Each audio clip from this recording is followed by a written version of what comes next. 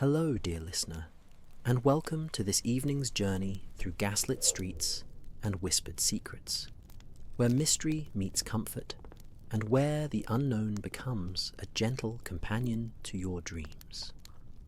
Tonight, I invite you to close your eyes, to let your breathing slow, and to allow yourself the permission to drift wherever this story takes you. We gather here in this quiet space, beyond the hurried world, beyond the obligations of daylight, to explore a mystery that unfolds like mist across ancient stone, beautiful, ephemeral, and utterly safe. I wonder, as you listen now, where you find yourself in this vast world of ours. Are you nestled beneath blankets in a quiet room, perhaps watching snow fall beyond your window, or listening to rain whisper against glass? Wherever you are welcome here, in this soft darkness we share.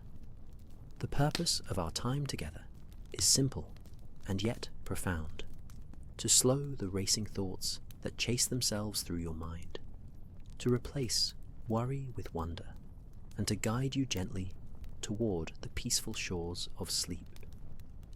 This is not a story that demands your attention with jarring surprises or sudden frights.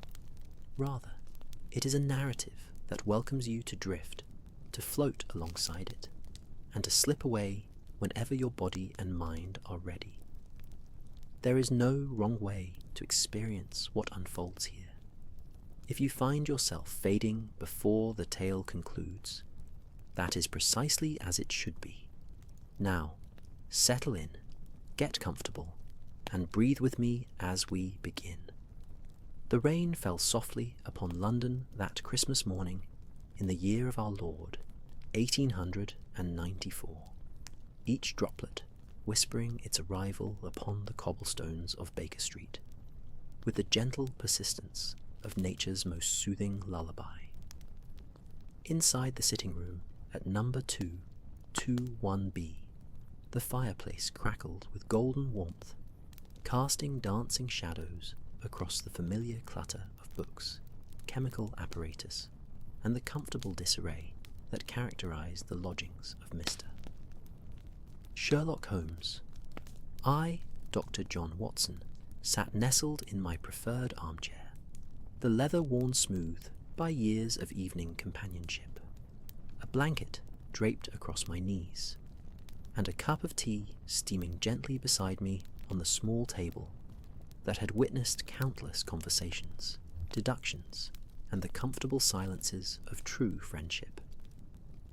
The morning possessed that peculiar quality unique to Christmas, a hushed reverence even in the heart of the great city, as though London itself had decided to speak in softer tones, to move with greater gentleness, honouring something ancient and tender in the human spirit. Through the windows, partially obscured by the delicate frost that had painted intricate ferns and whorls across the glass, during the night's coldest hours, the street below appeared almost deserted, save for the occasional carriage making its way through the rain-slicked thoroughfare, wheels creating soft rushing sounds against the wet stones. Holmes stood before the window, his tall, lean figure silhouetted against the grey morning light, fingers steepled beneath his chin in that characteristic pose of deep contemplation. He had been standing thus for nearly an hour, speaking not a word, lost in some internal landscape of thought that I had long ago learned not to interrupt. His dressing gown, a rich burgundy patterned with subtle paisley designs, caught the firelight when he shifted slightly, and the occasional ember from his pipe glowed like a small star in the dimness. "Watson," he said at last, his voice barely above a murmur, "do you observe the curious nature of silence?" I smiled, recognizing the philosophical mood that sometimes overtook my friend during the quiet hours. "I confess, Holmes, that I find silence to be rather unobservable by definition. "Ah, but therein lies the paradox," he replied, turning slightly toward me, his sharp features softened by the diffuse light. "True silence is perhaps the rarest phenomenon in London, and yet this morning we find ourselves enveloped in something approaching it. Listen, can you hear the absence?" I closed my eyes and attended to the soundscape he invited me to explore. Indeed, the usual cacophony of the great metropolis had diminished to the merest whisper. The rain continued its gentle percussion, the fire maintained its irregular crackling rhythm, and from somewhere deep within the building came the faint settling sounds of old wood adjusting to temperature and humidity. Beyond these immediate intimacies, however, the city had retreated into something like tranquility. "It is rather extraordinary," I conceded, allowing my eyes to remain closed, feeling the warmth of the fire upon my face, the comfortable weight of the blanket, the subtle aroma of pipe tobacco mixing with the scent of wood smoke and the faint spice of the tea beside me. A sudden sound interrupted our reverie, the unmistakable creak of the door to our sitting room opening slowly, followed by the soft footfalls of Mrs. Hudson ascending the 17 steps that separated the ground floor from our lodgings. Holmes and I exchanged a glance, for our landlady was, we believed, visiting her sister in Hertfordshire for the Christmas holiday, and we had been quite certain of our solitude. "Gentlemen," came her familiar voice, though quieter than usual, carrying a note of uncertainty that immediately drew Holmes's attention. "I do apologize for disturbing your Christmas morning, but there is someone below who insists upon seeing Mr. Holmes with a matter of some urgency, though I must say the gentleman, if gentleman he be, strikes me as most peculiar in his manner and appearance." Holmes raised an eyebrow, his interest visibly kindled. "My dear Mrs. Hudson, I understood you to be away from London until the new year. Has something altered your plans?" Our landlady stepped fully into the room, and I could see the conflict in her expression, a mixture of duty, concern, and something else I could not quite identify. Perhaps it was unease, though Mrs. Hudson was not a woman easily discomforted. "My sister took ill with nothing more serious than a heavy cold, Mr. Holmes, but she insisted I not expose myself to it, and so I returned late last evening. I had not intended to trouble you, knowing you value your privacy during the holiday season, but this visitor—" She paused, searching for words. "He arrived not 5 minutes ago, without carriage or cab that I could observe, despite the rain that has been falling steadily since dawn.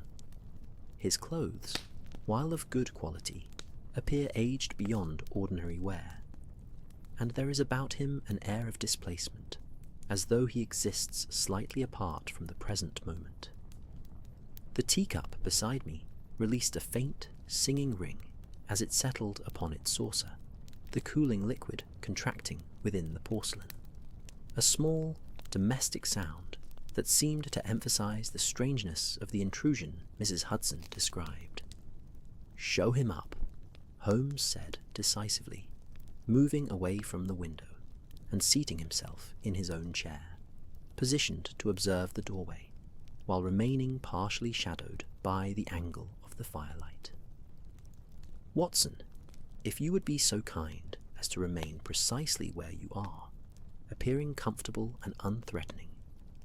I suspect our visitor may be in a state of considerable agitation, and a scene of domestic tranquility may serve to calm whatever storm he carries within."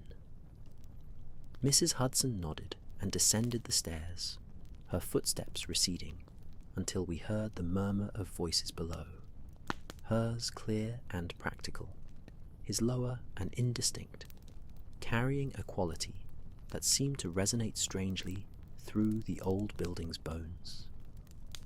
I arranged myself as Holmes had suggested, draping the blanket more naturally across my lap, taking up my teacup and assuming the posture of a man utterly at ease on Christmas morning. Holmes, meanwhile, had produced his pipe once more, and was attending to it with elaborate casualness, though I knew him well enough to recognize the keen alertness behind his apparently relaxed demeanor. The footsteps ascending the stairs were slow, measured, almost ritualistic in their cadence. Each step seemed to carry a weight beyond the merely physical, as though our visitor brought with him some invisible burden that made even the simple act of climbing stairs a matter of deliberate effort. When he finally appeared in the doorway, I understood immediately what had unsettled our usually unflappable landlady. The man who stood before us might have been anywhere from 40 to 60 years of age, his face bearing lines that spoke of experience and sorrow in equal measure. His clothing, as Mrs. Hudson had noted, was of fine quality, a dark woolen coat cut in a style perhaps 20 years out of fashion, a white shirt that had been meticulously maintained but showed the faint yellowing of age, and trousers that had been brushed and pressed with evident care. His dark hair, streaked with silver, hung slightly damp from the rain, and water droplets glistened in his beard, which was neatly trimmed in the style favoured by scholars and clergy. But it was his eyes that arrested one's attention most forcefully. Pale grey, almost luminous in their intensity, and carrying within them a look of such profound bewilderment and barely contained emotion that I felt an immediate sympathy for whatever circumstances had brought him to our door. "Mr. Holmes," the stranger said, his voice a low, cultured baritone that carried traces of an educated accent. "I find myself in circumstances so extraordinary that I scarce believe them myself, and yet I am compelled to seek your assistance, for if the matter cannot be explained by your methods of deduction and reason, then I fear I must be losing my hold upon sanity itself." Holmes gestured gracefully to the third chair in the room, positioned between his own and mine. "Please, sit. You are clearly suffering from both physical and emotional distress. Watson, would you be so kind as to pour our guest some tea? It is freshly made and quite hot, which I suspect would be welcome after your journey through the rain." The stranger moved to the chair with that same deliberate quality I had observed in his ascent of the stairs, as though each action required conscious thought rather than flowing from instinct. He sat carefully, his posture upright but not rigid, his hands resting upon his knees with a stillness that suggested either extreme self-control or a kind of shock. I rose and prepared the tea, allowing the familiar ritual to create a space of normalcy. The soft clink of china, the gentle pour of liquid, the addition of milk and sugar, offered and accepted with a wordless nod. The stranger's hands, when they took the cup, trembled slightly, though he steadied them with evident willpower. He brought the cup to his lips, breathed in the steam, and took a slow sip, closing his eyes briefly, as though the warmth provided not just physical comfort, but an anchor to the present moment. Outside, the rain intensified slightly, pattering more insistently against the windows, while the fire responded to some shift in the chimney's draw, crackling more vigorously and sending a shower of tiny sparks upward into the darkness of the flue. "Begins wherever you feel most comfortable," Holmes said gently, his usual brusque manner softened by genuine concern. "I find that stories often reveal their own natural starting point. insights if we allow them to emerge without force. The stranger set his teacup down carefully upon the small table beside his chair, and when he spoke, his voice carried the quality of a man recounting something that existed on the border between memory and dream. "My name," he began, "is Thomas Aldridge, and until this very morning I was a chorister at St. Paul's Cathedral, where I have served in various capacities for more than 30 years. I am a widower these past 5 years, my children long since grown and established in their own lives in distant cities, and so my existence has centered almost entirely upon the cathedral, its services, its music, its ancient stones, and the sacred rhythms that structure each day and season. I am, or perhaps I should say I was, a man of utterly regular habits, Mr. Holmes.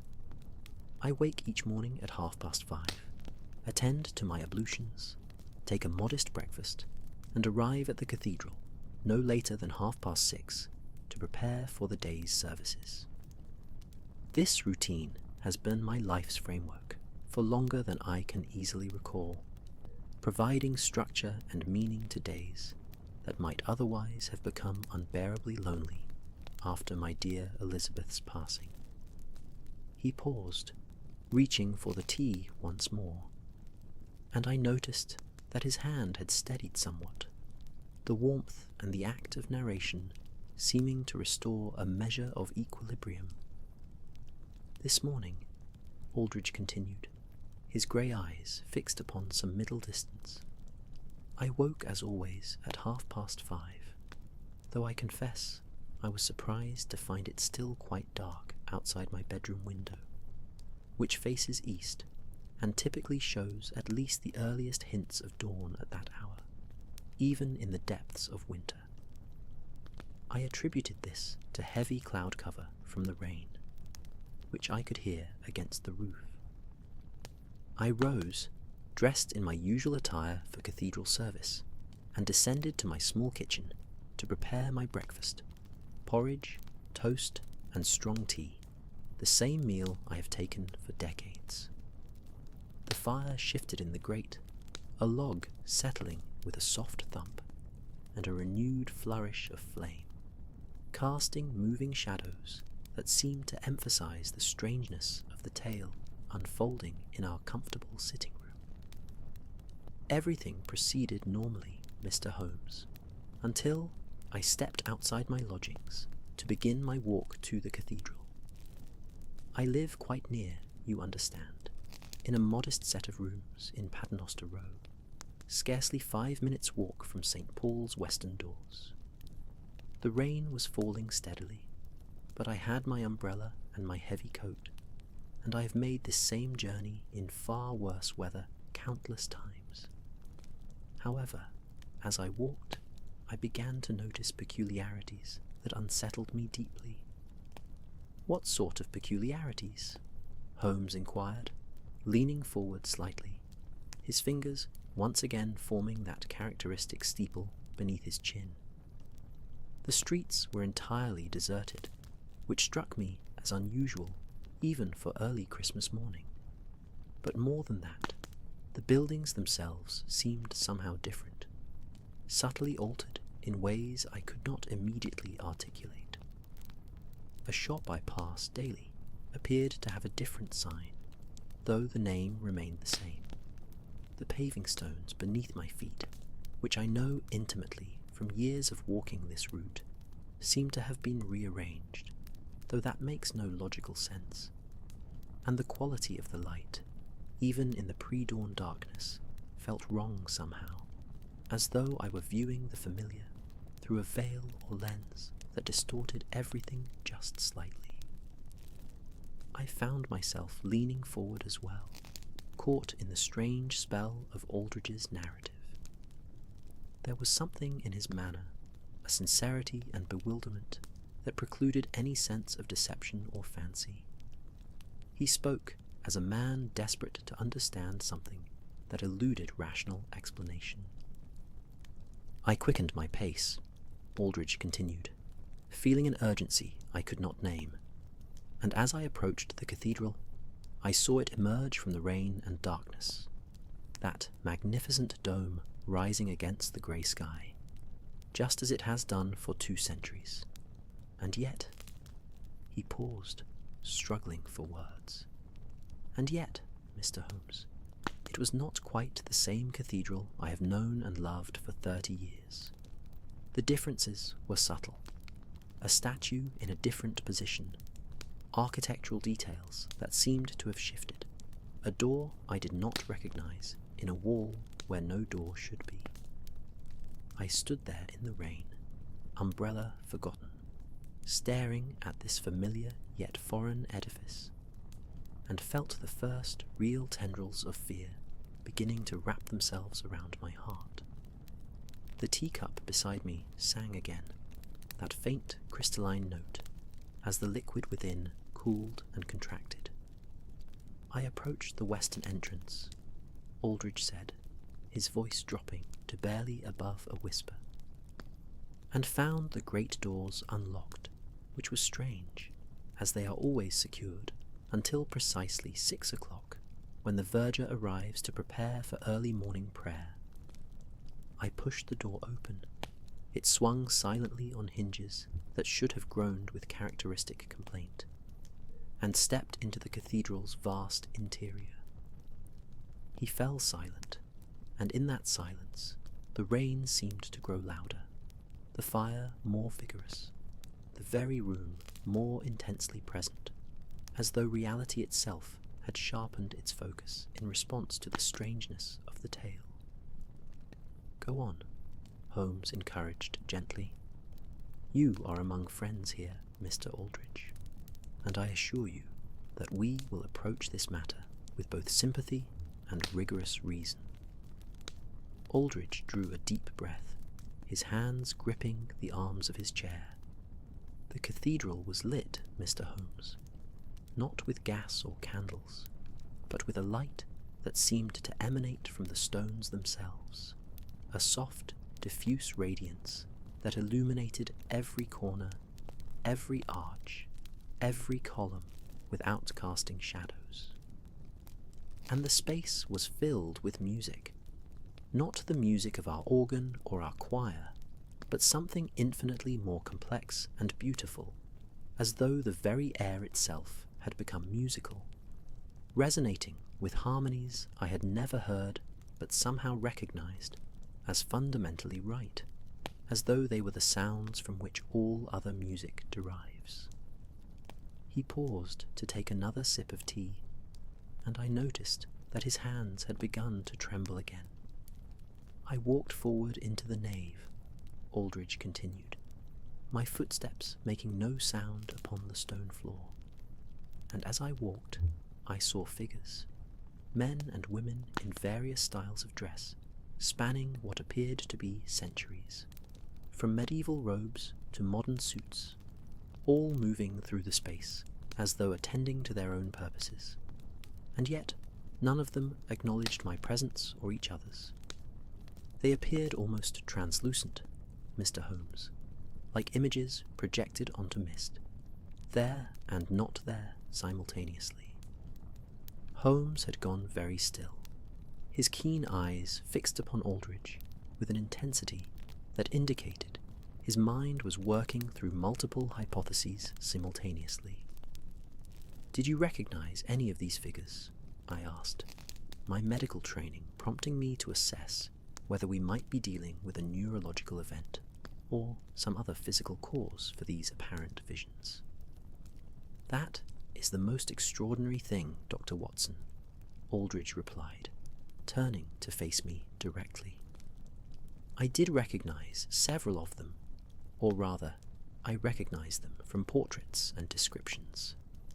I saw Christopher Wren himself, unmistakable in his periwig and the clothing of the late 17th century, moving through the space he designed, gesturing as though explaining something to an invisible companion.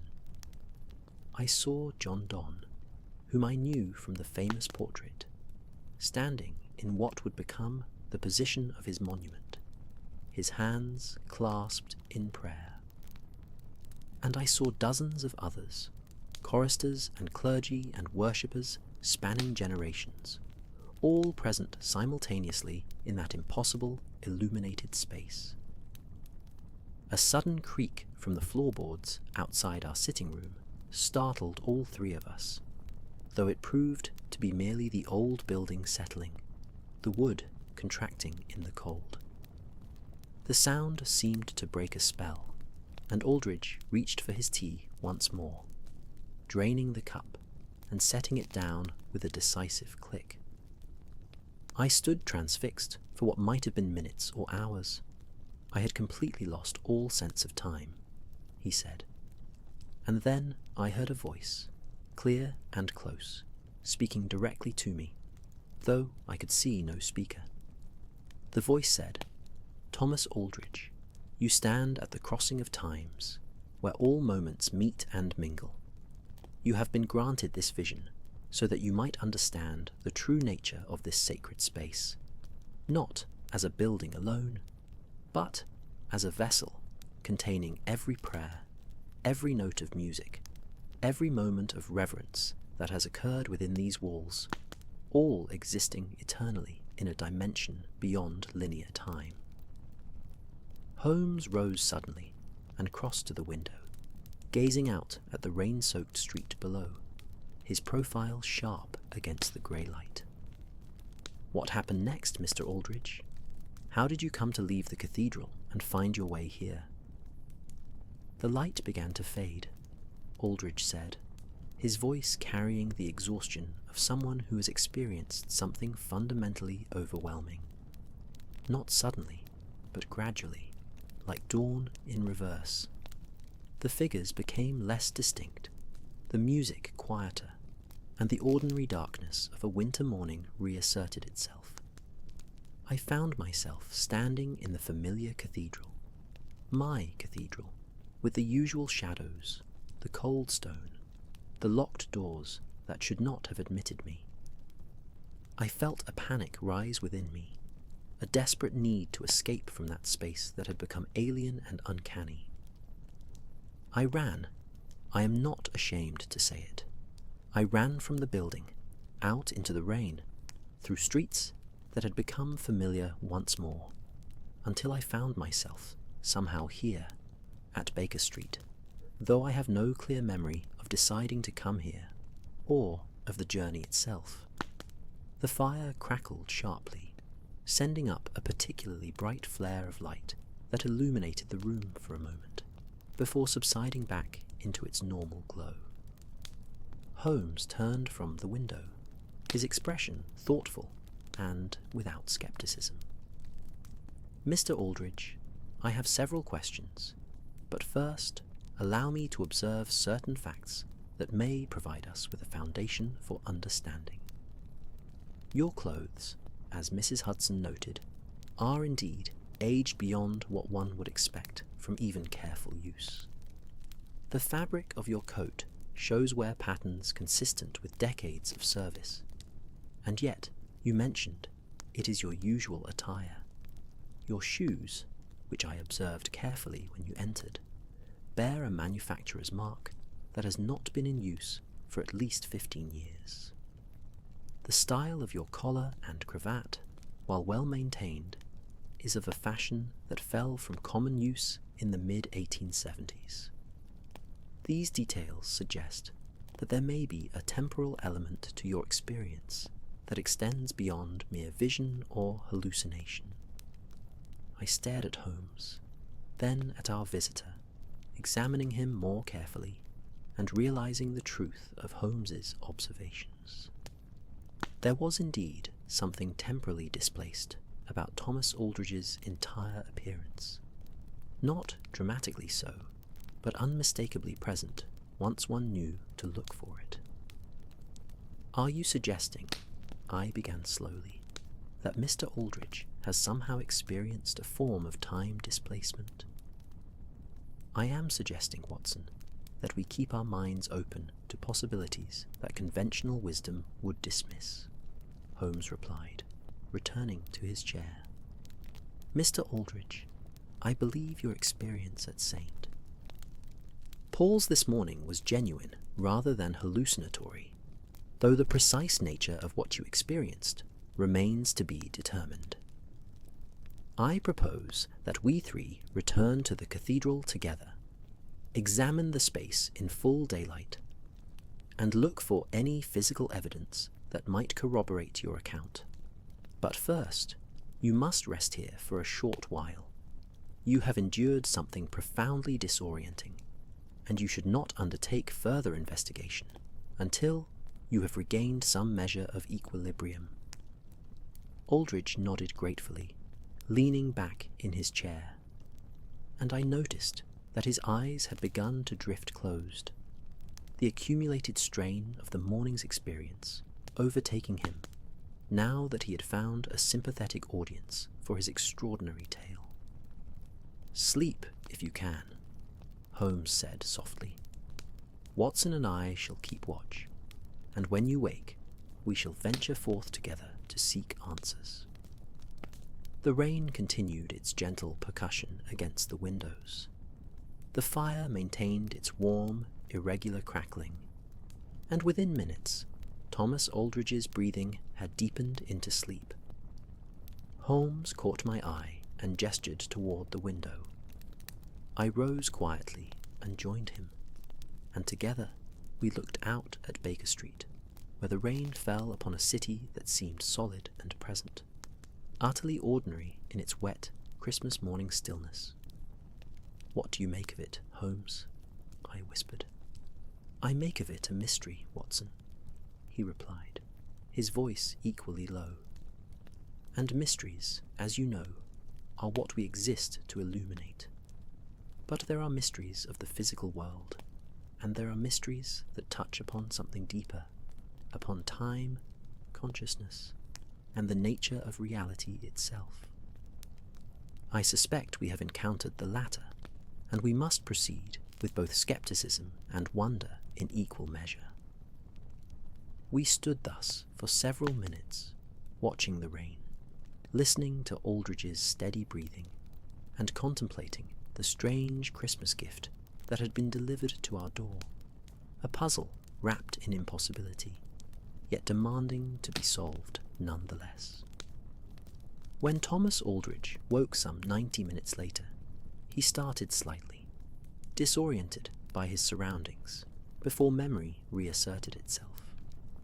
Holmes had been reading quietly, a monograph on architectural acoustics that he had pulled from his diverse library, while I had been attending to some correspondence, though in truth my thoughts had wandered repeatedly to our visitor's extraordinary claims. "Forgive me," Aldridge said, sitting upright and smoothing his hair with one hand. "I had not intended to impose upon your hospitality to such a degree." "Nonsense," Holmes replied, setting his book aside. "Rest was precisely what you required. Watson, would you be so kind as to prepare fresh tea? I believe we should fortify ourselves before our expedition." I moved to the small table where Mrs. Hudson had left supplies and set about preparing tea. The familiar actions providing a sense of normalcy that seemed particularly precious in the wake of Aldridge's unsettling narrative. The kettle sang softly as it heated over the spirit lamp, a homely sound that anchored us firmly in the present moment. While I worked, Holmes had crossed to the coat rack and was pulling on his heavy overcoat, checking that his magnifying glass and measuring tape were in their accustomed pockets, tools of his trade that he rarely went without. I prepared the tea quickly, and we each took a restorative cup, drinking in companionable silence while the rain continued its steady rhythm against the windows. "Now then," Holmes said at last, setting his cup aside with a decisive gesture, "let us proceed to Saint. Pause and examine the scene of your experience. I suggest we go on foot, as the rain has lightened somewhat, and the journey will give us time to discuss the details more thoroughly. Mr. Aldridge, are you prepared to return?" Our visitor took a deep breath and nodded. "I confess to some trepidation, Mr. Holmes, but yes, I am ready. The prospect of understanding what happened to me outweighs my fear of returning to that place." We descended the 17 steps to Baker Street, and I noted that Aldridge navigated them with much greater confidence than he had shown upon his arrival, as though the rest and the simple act of being believed had restored some essential vitality. Mrs. Hudson appeared briefly to inquire if we required anything, and Holmes assured her we would return by early afternoon. The street outside was indeed less wet than it had been, the rain having diminished to a fine mist that hung in the air rather than falling with purpose. The cobblestones gleamed darkly, reflecting the occasional gas lamp and the grey sky above. Few carriages were abroad, and fewer pedestrians, giving the great city an almost dreamlike quality of emptiness.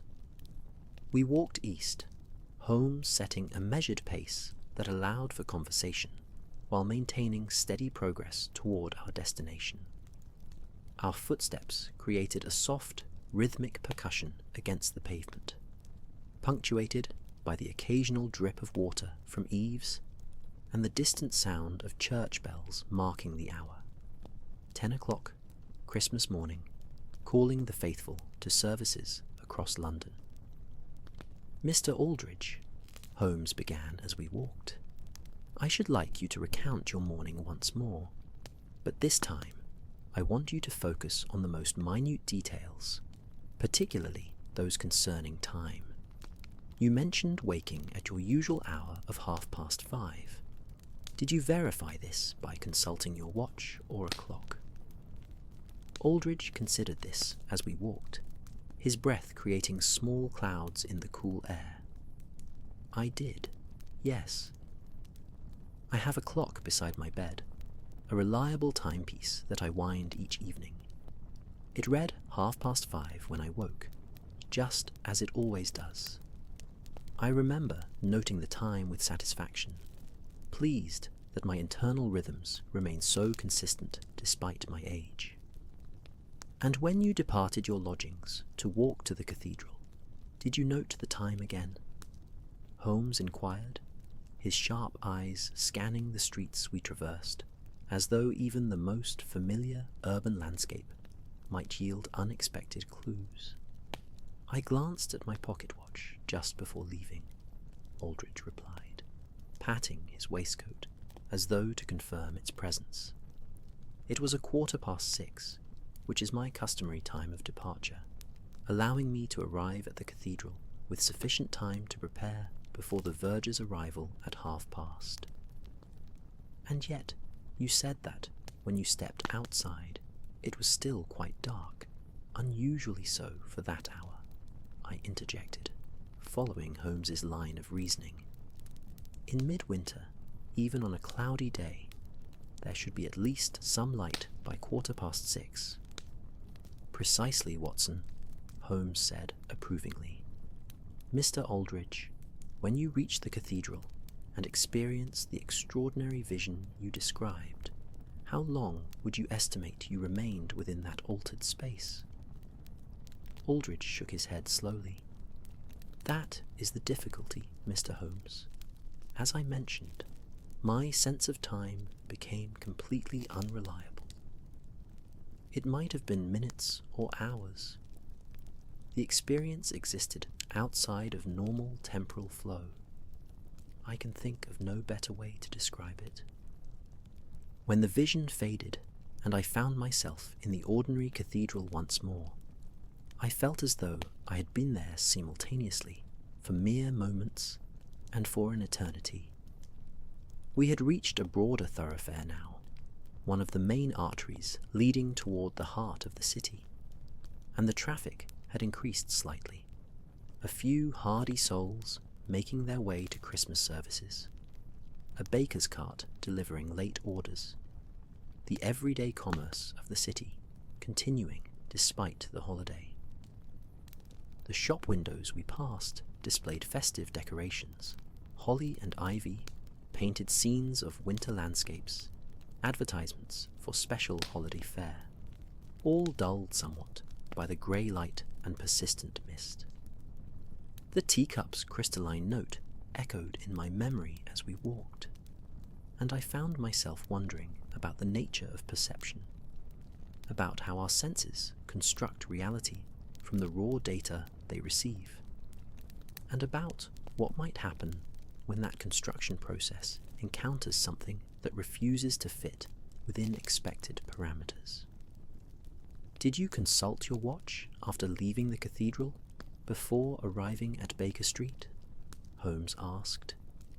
And yet, you had already completed your walk to the cathedral, spent what felt like a significant period experiencing this temporal vision, and then fled back into the streets. Holmes finished for him, which suggests that either your watch stopped during your experience, or, and this is the more intriguing possibility, that time itself behaved non-linearly during your encounter. We resumed walking, the great dome of St. Paul's now visible in the distance, rising above the surrounding buildings like a vision of permanence and solidity amid the impermanent world. A sudden sound made us all turn, the crash of something heavy falling, followed by muffled cursing. A shopkeeper had emerged from his establishment, carrying a crate of goods, and had lost his grip, sending the container tumbling to the pavement, where it spilled its contents. Apples, it appeared, rolling across the wet stones in all directions. Without discussion, we moved to assist him, Holmes and I, gathering the scattered fruit, while Aldridge helped the flustered merchant right his crate. "Bless you, gentlemen," the shopkeeper said, accepting the retrieved apples and placing them carefully back in their container. Not the most auspicious beginning to Christmas Day, but no real harm done. Are you bound for St. Paul's? The service begins in 20 minutes, if you're of a mind to attend. We are indeed heading in that direction, Holmes replied pleasantly. Thank you for the reminder about the service time. The small interruption had an oddly salutary effect on our party, grounding us once more in the ordinary world of spilled apples and everyday kindness. We continued our journey, and within another 10 minutes, we found ourselves standing before the western facade of Christopher Wren's masterwork, the great cathedral rising above us in all its Baroque magnificence. From this vantage point, St. Paul's appeared utterly normal. The familiar Portland stone, weathered by 2 centuries of London's coal smoke and rain, the grand columns framing the entrance, the inscription above the doors, and the massive dome dominating the skyline above. Early worshippers were beginning to arrive for the Christmas service, moving past us with quiet purpose, their dark clothing creating moving shadows against the pale stone. "Well, Mr. Aldridge," Holmes said quietly, "here we stand. Does anything appear different to you now, in daylight and company, than it did during your solitary pre-dawn visit?" Aldridge stood very still, gazing up at the building with an expression I could not quite read, part apprehension, part reverence, part something else that might have been longing. "It appears as it always has," he said at last, though I detected a note of uncertainty in his voice.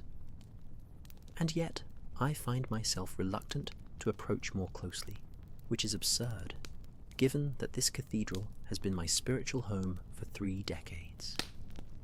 "Not absurd at all," I said gently, placing a hand on his shoulder. "You've experienced something profoundly disorienting here. It's natural to feel cautious about returning, but you're not alone this time. Holmes and I are with you." The mist had lightened further, and a pale suggestion of sunlight was attempting to penetrate the cloud cover, creating a luminous quality to the grey sky that almost hurt to look at directly, a brightness without warmth, clarifying rather than comforting. "Let us begin by examining the exterior," Holmes suggested, moving toward the northern side of the cathedral. "We shall walk the perimeter clockwise, and Mr. Aldridge, I ask you to point out anything, no matter how slight, that seems different from your memory of the building as it was before this morning's experience." We proceeded slowly around the massive structure, Holmes examining the stonework with his characteristic attention to detail, occasionally pausing to pull out his magnifying glass and study a particular section of carving or a weathering pattern on the stone. Aldridge walked slightly behind, his eyes scanning the familiar facade with the focused intensity of someone looking for hidden discrepancies. The sound of the Christmas bells began to ring from the cathedral's towers, their deep tones resonating through the cold air, calling the faithful to worship. The vibrations seemed to travel through the very stones beneath our feet, a physical presence as much as an auditory one. I found myself counting the peals instinctively, 3 sets of 3, announcing the approaching service. "There," Aldridge said suddenly, pointing toward a section of wall on the northern transept. "That door. I mentioned it earlier.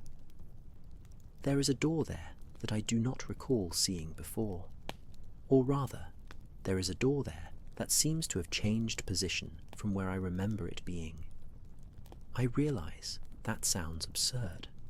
Doors do not move. But I have looked at this section of wall countless times over the years, and something about it is not as it was." Holmes approached the door in question, a modest wooden portal set within a stone archway, clearly intended for service access rather than public entry. He examined it thoroughly, running his hands along the frame, testing the handle, which proved to be locked, and studying the hinges with his glass. "The door itself is original to the building, or at least very old," Holmes announced, after several minutes of careful examination.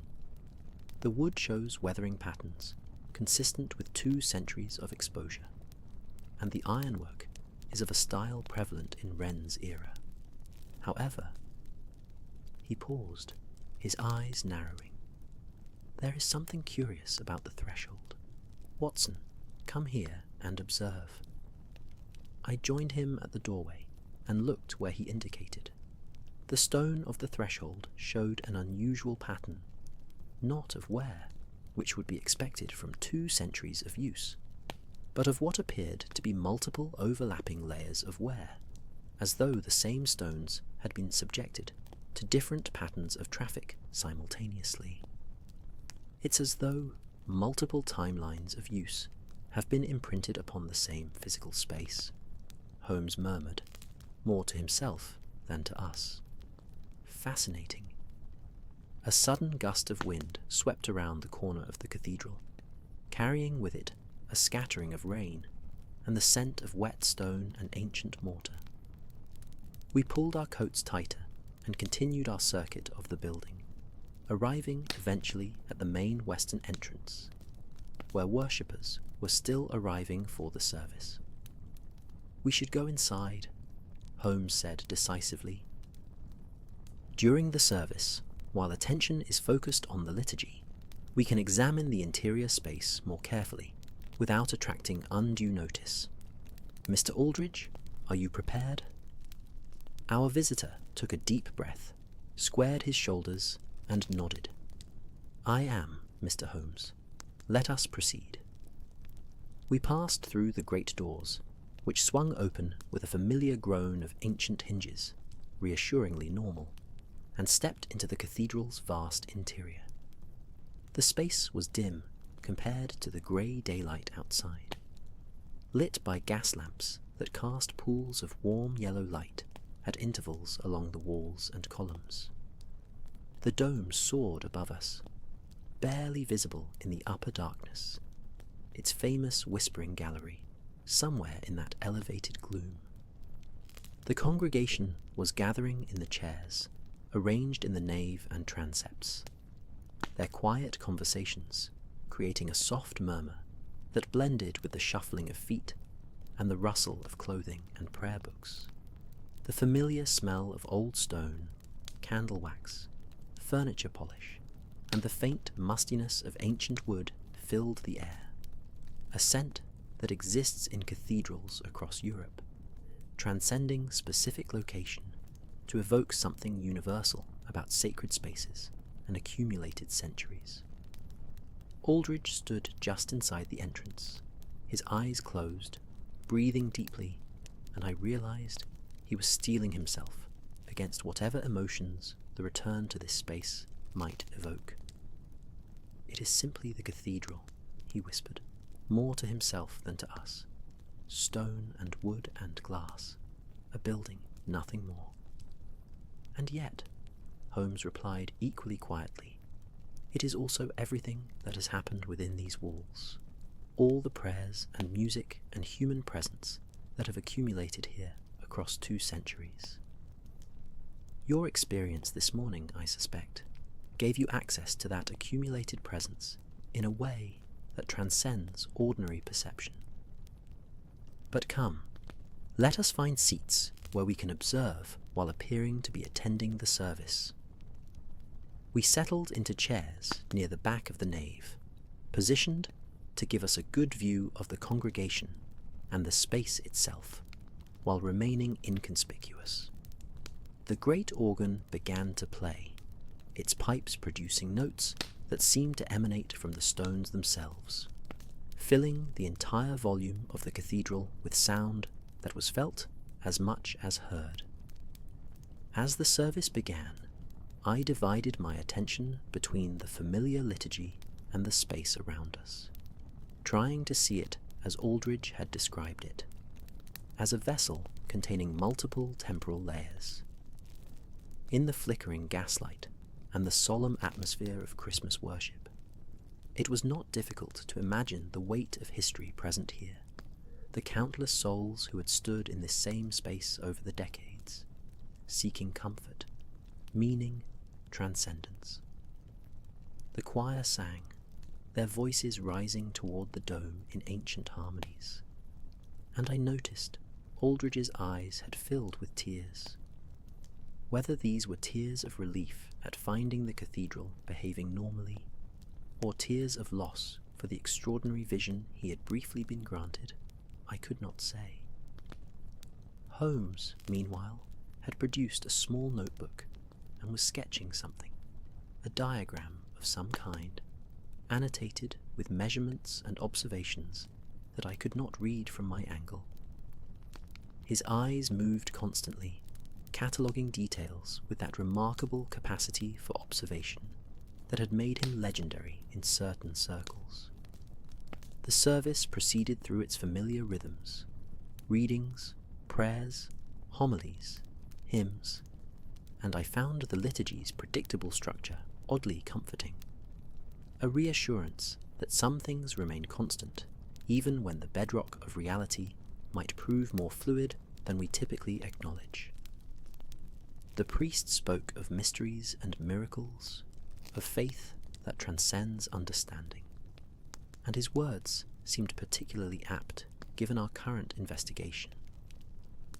When the congregation stood for a hymn, Holmes leaned close and whispered, "I'm going to slip away to examine the crypt entrance. Watson, keep an eye on Mr. Aldridge, and meet me at the southern transept door in 15 minutes. Before I could respond, he had moved away with that peculiar ability he possessed to become nearly invisible by virtue of perfect naturalness, walking with exactly the gait and purpose of someone seeking a particular alcove or door, drawing no attention whatsoever. I remained standing with the congregation, hymnal open but unread, watching Aldridge from the corner of my eye. He sang the hymn with obvious familiarity, his voice a pleasant baritone that blended with those around him, and for those few minutes he appeared completely at peace, integrated back into the community and routine that had structured his life. When the hymn concluded and the congregation reseated themselves, I touched Aldridge's arm gently. "Holmes wishes us to meet him at the southern transept door," I whispered. "Shall we?" He nodded, and we made our way quietly along the side aisle, slipping through the shadows between the pools of lamplight. The vastness of the cathedral seemed to swallow individual movement, and no one paid us any attention as we navigated toward our rendezvous point. Holmes was waiting in the shadows near the door he had indicated, his expression intent. "Gentlemen," he said quietly, "I believe I may have discovered something significant. The crypt is open, which itself is unusual on Christmas morning, and there are signs of recent activity in areas that should be undisturbed. I propose we descend together for a brief examination. Mr. Aldridge, do you know the crypt well?" "Reasonably so," Aldridge replied. "I have been down there many times over the years, particularly to the musicians section, where various organists and choristers are memorialized." "Why? What have you found?" "Perhaps nothing," Holmes said, "or perhaps evidence of a phenomenon that defies conventional understanding. Come." He led us to a discreet door, unlocked at present, that opened onto a stone staircase descending into darkness. Gas lamps had been lit at intervals along the stairs, suggesting that someone else was indeed below, perhaps conducting some official business, even on this holiday morning. We descended carefully, our footsteps echoing in the confined space, the temperature dropping noticeably as we moved below ground level. The air grew more still, heavier, scented with dust and stone, and the peculiar smell of great age. The crypt of St. Paul's is a vast space, divided into sections and chambers, containing memorials to some of Britain's most famous citizens, military heroes, artists, and architects, including Christopher Wren himself. The vaulted ceiling pressed low above us, supported by thick columns that disappeared into shadow beyond the reach of the scattered lamps. Holmes moved with purpose, leading us through the central area and toward a section in the northeastern corner, where the memorials gave way to more utilitarian space, storage areas, and access points to the cathedral's infrastructure. "Here," he said, stopping before what appeared to be a perfectly ordinary section of wall. "Observe the floor." I looked down and saw what had caught his attention. The stone floor, dusty and aged like everything else in this subterranean space, showed a pattern of disturbance. Not footprints exactly, but rather areas where the dust had been displaced in a manner suggesting movement. And yet, the patterns did not correspond to any logical foot traffic. Some areas appeared repeatedly disturbed, while others, that should show traffic based on their position relative to doors and passages, showed none at all. "It's as though multiple different uses of this space have left overlapping traces," I said slowly, remembering the pattern we had observed at the threshold of the northern door. But that would be impossible. Dust accumulates linearly over time, showing the most recent movements and obscuring earlier ones. And yet, here we see what appears to be a palimpsest of movement, Holmes said, crouching to examine the floor more closely. Multiple temporal layers made visible simultaneously. "Mr. Aldridge, During your experience this morning, when you saw the figures from different eras moving through the cathedral simultaneously, did any of them interact with physical space in a way that seemed to leave traces? Aldridge considered this carefully. Yes. Now that you mention it, I remember seeing Christopher Wren gesturing toward a wall, and as he did so, I saw the wall itself flicker, showing first the finished structure as it exists now, then revealing the underlying construction, then showing some different configuration altogether, all in rapid succession. It was as though the physical space was responding to his presence, or to his memory of the space as it had been during construction, overlaying that memory onto the present reality. A sound echoed through the crypt, the scrape of a shoe against stone, followed by a muffled cough. We all turned, and a figure emerged from the shadows some distance away, an elderly man in the robes of a cathedral verger, carrying a lamp. "Gentlemen," he said, not unkindly, but with obvious surprise, "the crypt is not officially open to visitors today. I'm afraid I must ask you to return upstairs." "Of course," Holmes replied smoothly. "We apologize for the intrusion. Mr. Aldridge here is a member of the cathedral staff, and he was simply showing us the memorials to the musicians. We shall return upstairs immediately." The verger peered more closely at Aldridge, and his expression shifted from officiousness to confusion. "Forgive me, sir, but you say you're cathedral staff. I've been verger here for 25 years, and I don't believe I recognize you." Aldridge stared at the man, his face going pale. Samuel Kerridge. But I know you well.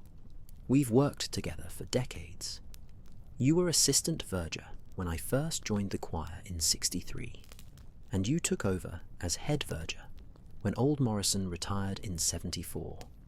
Samuel, surely you recognize me. Thomas Aldridge. The lamp in Kerridge's hand flickered suddenly, sending wild shadows dancing across the vaulted ceiling.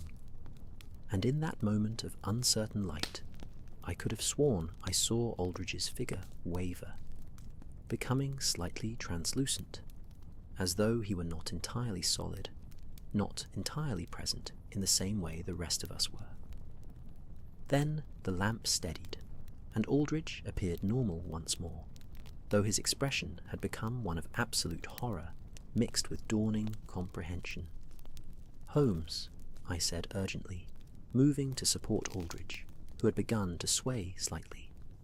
"I think we need to get him back upstairs, into the light and air." "Agreed," Holmes said crisply. "Mr. Kerridge, my friend has been taken ill, a shock to his system, I believe. We shall remove him to the church immediately.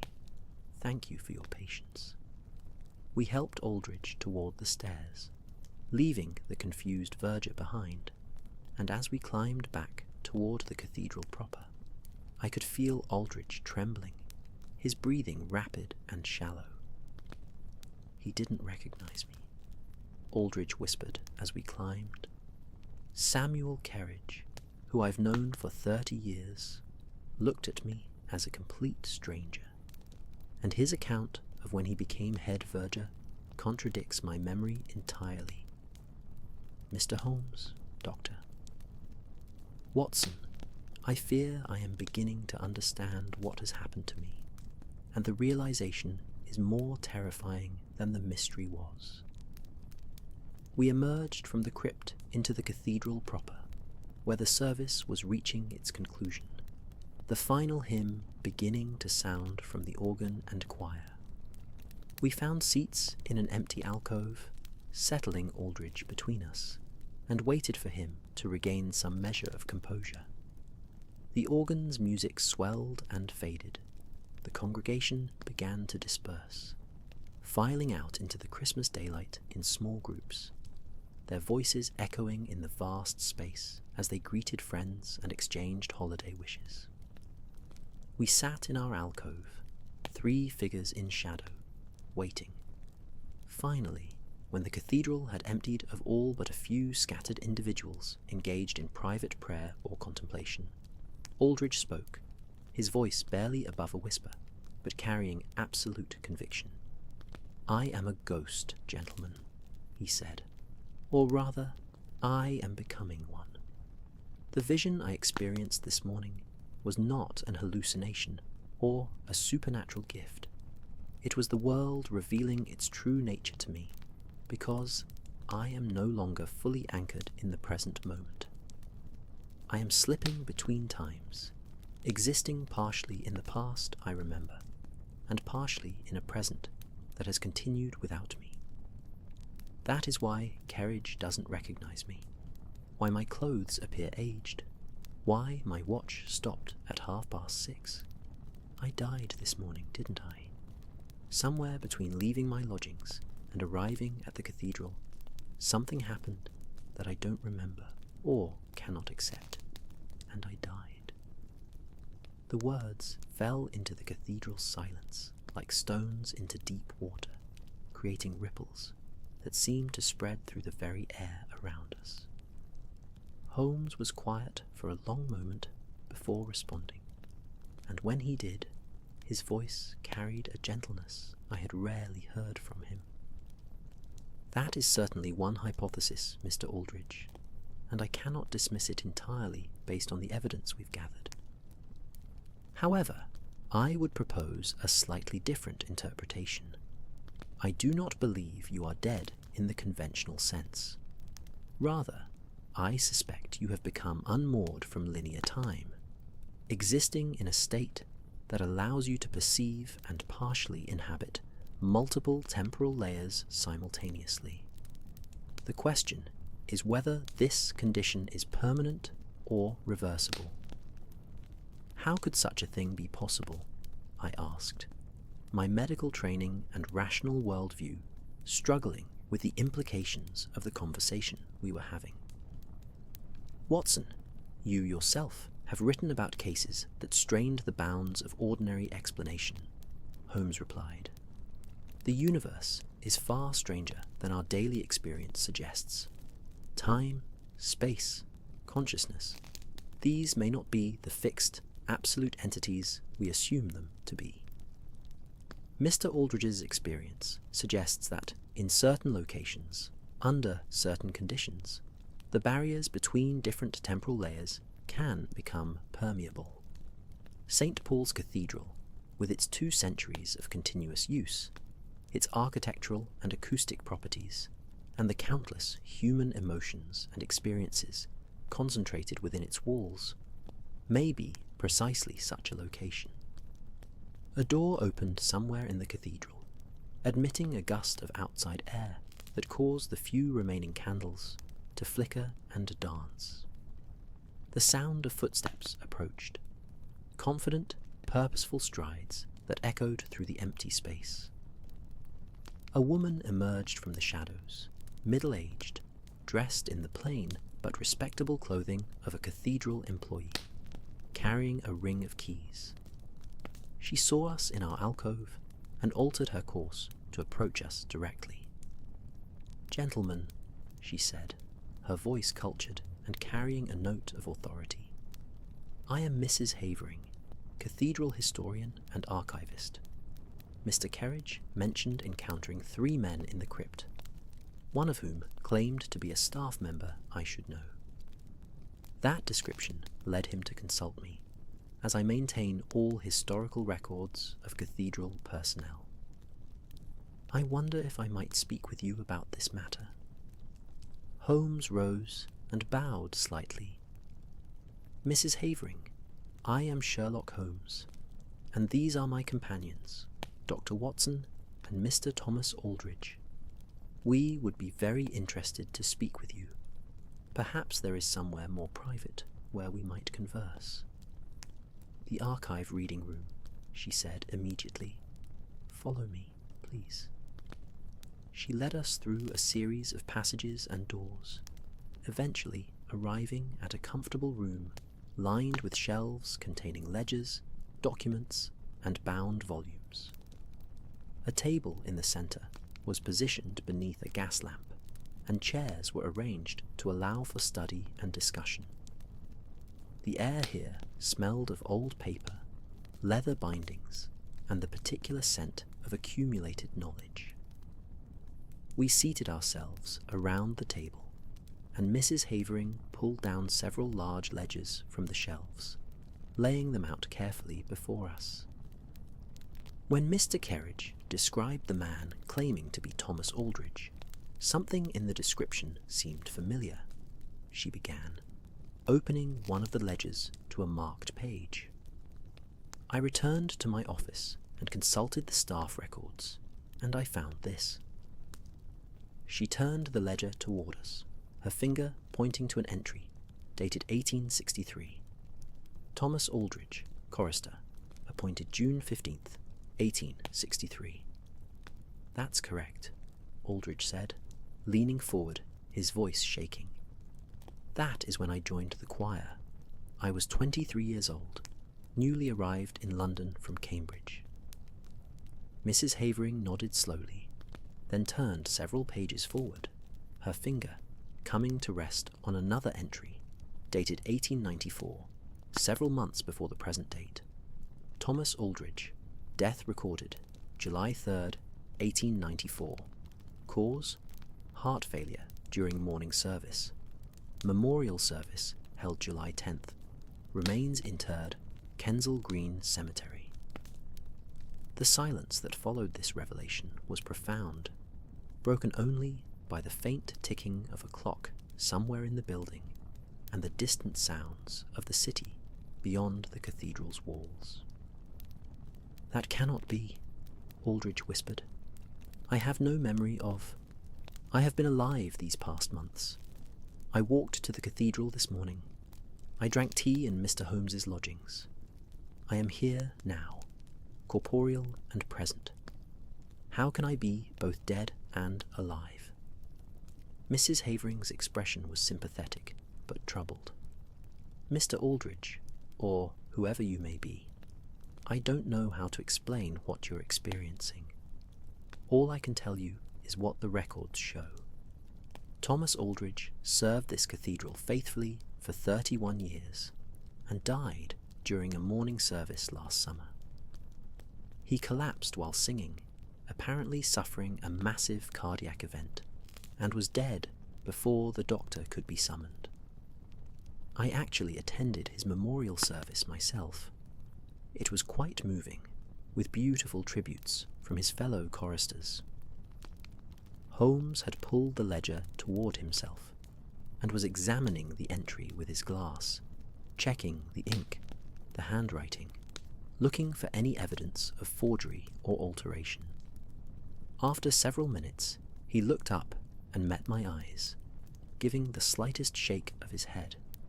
The entry was genuine. Mrs. Havering, Holmes said carefully, has anything unusual been reported at the cathedral over the past months? Any sightings of figures that couldn't be accounted for? Any temporal anomalies or disturbances?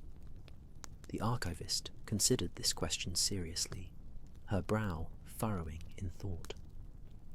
Actually, yes, she said slowly. Several members of the early morning staff have reported seeing a figure they thought was a chorister, always at a distance, always in the early hours before full daylight. The descriptions were vague, but the figure was consistently reported as a middle-aged man in somewhat old-fashioned attire, moving through the cathedral as though attending to duties. When approached, the figure would disappear into a doorway, around a column, vanishing before anyone could speak with him. We had assumed it was someone's imagination, or perhaps a trick of the light in the pre-dawn darkness. A ghost, I said quietly. They were seeing Mr. Aldridge, or his spirit, or some aspect of him that refused to accept his death.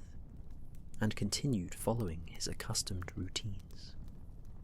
And this morning, Holmes continued, on Christmas Day, perhaps due to some combination of factors, the anniversary of Christ's birth, the liminal quality of the holiday, the particular alignment of time and space and consciousness, Mr. Aldridge became more fully present, more conscious of himself and his circumstances, capable of interacting with the physical world in ways he hadn't been able to in the months since his death.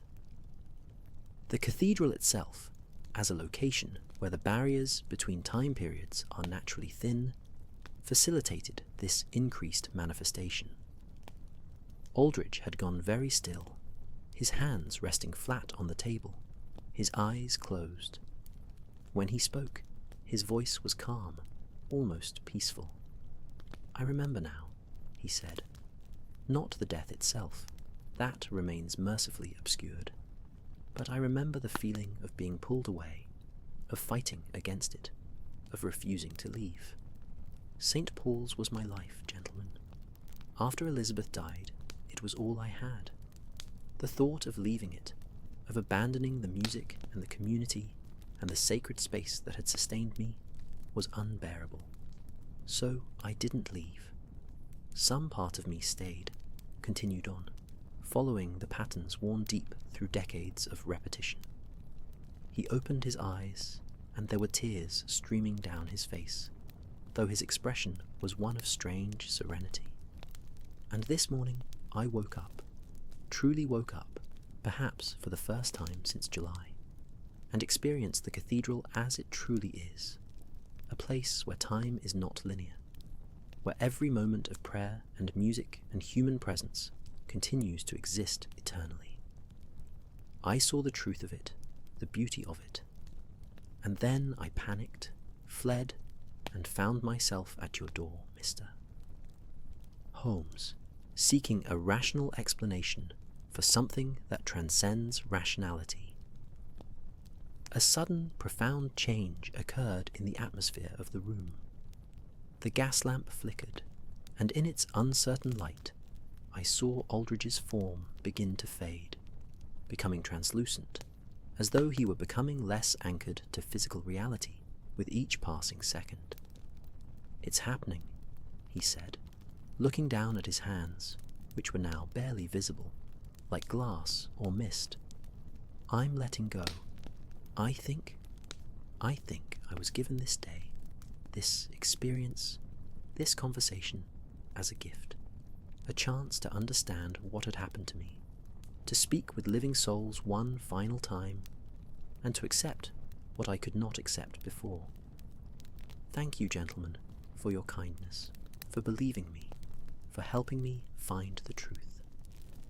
"Mr. Aldridge," I said urgently, reaching toward him, though my hand passed through his shoulder as though through smoke.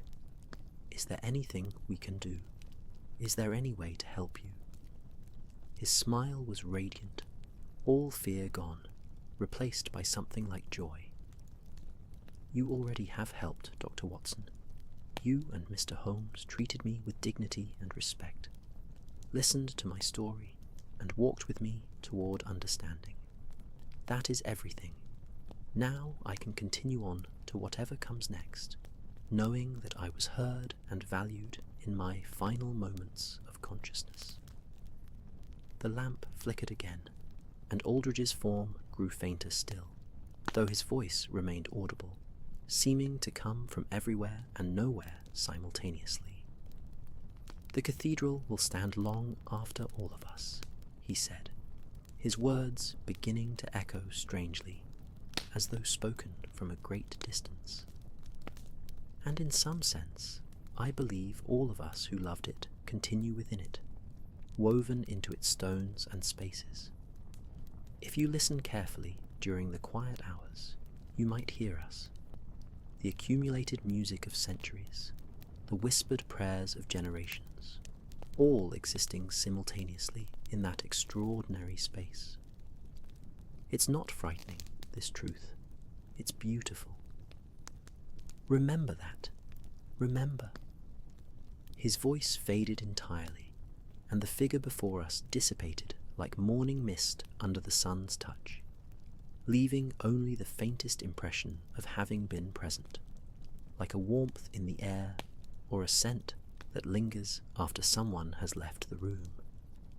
The three of us, Holmes, Mrs. Havering, and myself, sat in stunned silence for several minutes, none of us quite able to process what we had just witnessed. The lamp burned steadily now, its light normal and reliable, illuminating a room that contained only the living. Did that truly happen?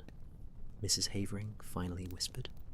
Did I just witness the ghost of Thomas Aldridge finding peace and passing on? You did, Holmes confirmed quietly, and so did we. Mrs. Havering, I ask you to keep a record of this conversation, as extraordinary as it may seem. Include it in your cathedral archives, so that future historians might understand that this building contains mysteries that transcend the merely architectural or historical. Some places are thin, where the veil between past and present, between life and death, between ordinary reality and something more profound, grows permeable. St. Paul's is such a place. She nodded slowly, her hands moving automatically to straighten the ledgers on the table. I will make a record, she said, though I suspect few will believe it. That matters less than you might think, Holmes replied, rising from his chair. Truth exists independent of belief. Now, Watson, I think we have imposed upon Mrs. Havering's hospitality enough. Shall we make our way back to Baker Street? We thanked the archivist, who seemed almost reluctant to see us go, as though our departure might throw into doubt the reality of what she had just experienced. Holmes assured her that we would be available should she need corroboration of the events, and we took our leave. The walk back through the cathedral was quiet, our footsteps echoing in the vast space. The Christmas service had long since concluded, and the building had returned to its typical between-services stillness. As we passed through the nave, I looked up at the dome soaring above us, barely visible in the dimness, and thought about Aldridge's description of seeing the cathedral's accumulated temporal layers made visible. For just a moment, I allowed myself to imagine what he had seen. Centuries of human presence, all existing simultaneously, creating a kind of eternal present that transcended our ordinary experience of linear time. We emerged into the afternoon light. The rain had stopped entirely, and the clouds were beginning to break apart, allowing shafts of pale winter sunlight to illuminate the wet streets, making them gleam like silver rivers. The air smelled of rain and stone, and the distant smoke of countless coal fires. London continued its vast, impersonal existence, utterly indifferent to the small miracle that had just transpired within the cathedral's walls. We walked in silence for several blocks before Holmes finally spoke.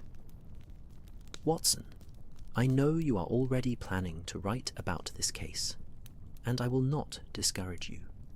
However, I suggest that you frame it carefully, perhaps presenting it as a parable or thought experiment, rather than as literal truth.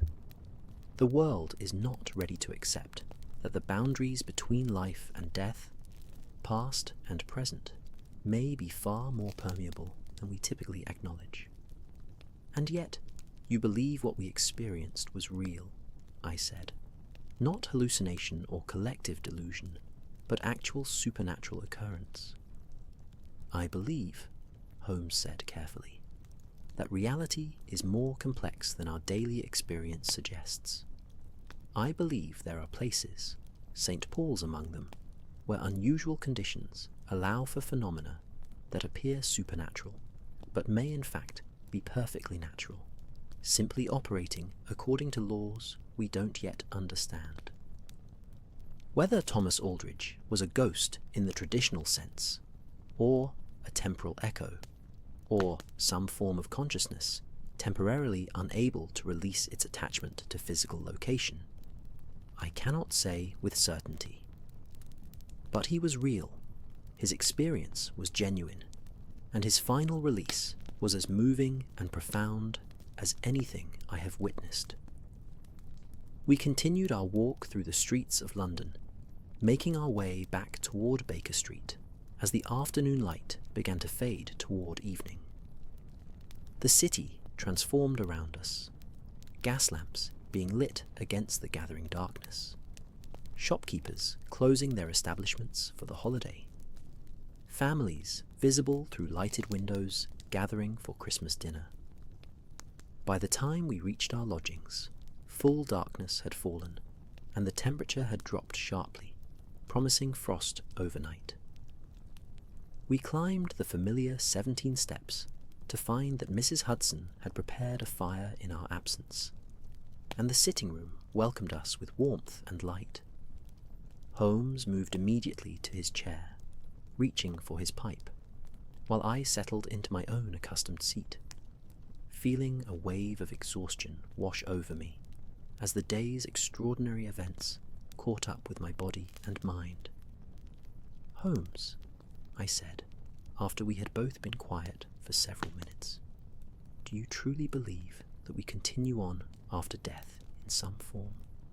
That consciousness persists beyond the body's failure?" He was quiet for a long time before responding, the smoke from his pipe rising in lazy spirals toward the ceiling, catching the firelight and creating the transient patterns in the air. "I believe," he said at last, "that the universe is far stranger and more wonderful than we can easily imagine. I believe that consciousness, love, memory, and identity may not be as firmly bound to physical form as we typically assume. And I believe that certain places, certain moments, certain configurations of circumstance can reveal truths that ordinarily remain hidden. Beyond that, Watson, I make no claims.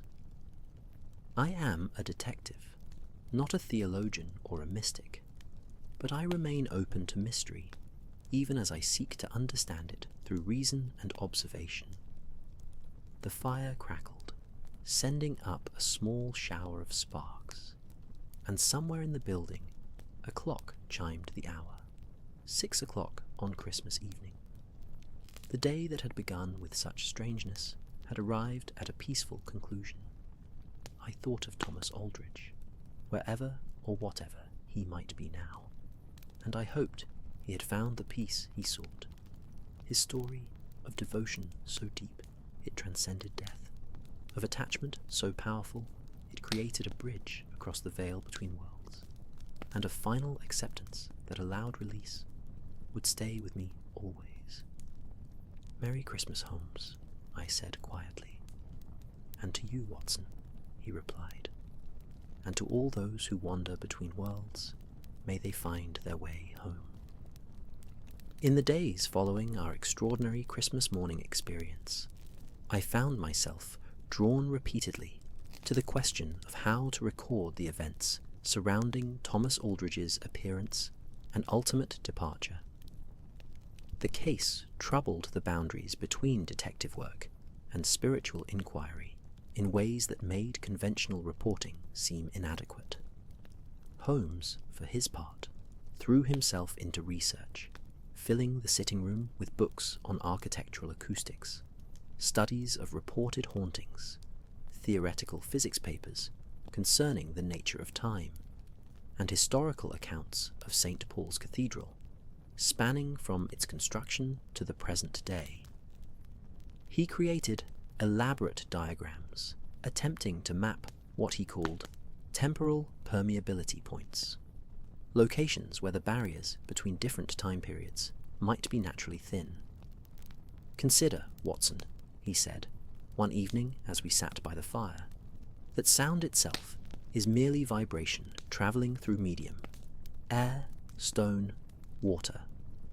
These vibrations continue beyond our ability to perceive them, growing fainter but never entirely ceasing. Now extend that concept to human consciousness, memory, emotion.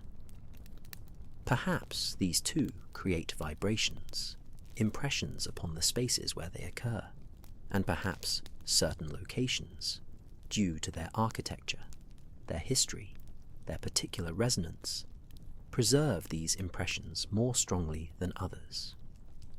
I found the hypothesis simultaneously comforting and unsettling.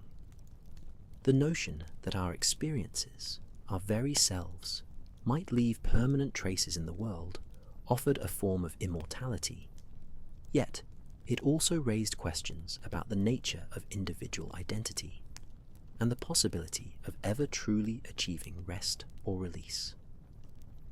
On the 2nd of January, we received a letter from Mrs. Havering, the Cathedral archivist. I reproduce it here in full, as it provides a coda to the strange events of Christmas morning. Dear Mr. Holmes and Dr. Watson, I write to inform you of a discovery made during routine maintenance work at the Cathedral yesterday. A workman examining the northwestern access door, the very door you observed during your visit, found wedged in the threshold a small object that had apparently prevented the door from closing and locking properly for some time.